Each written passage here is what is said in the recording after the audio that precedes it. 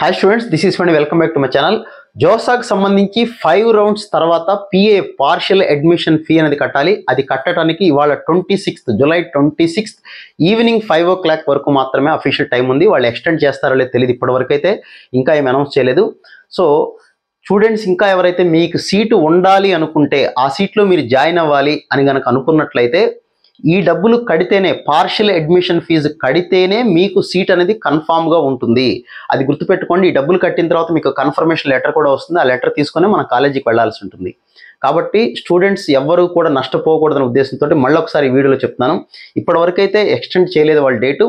26th evening 5 o'clock వరకు, ఇవాళ evening 5 o'clock వరకు మాత్రమే టైం అయితే ఉంది. స్టూడెంట్స్ అందరూ గుర్తుపెట్టుకోండి. 26th ఈవినింగ్ 5 o'clock వరకు పార్షియల్ అడ్మిషన్ ఫీజు అనేది జోసా అఫీషియల్ సైట్లోనే కట్టాల్సి ఉంటుంది.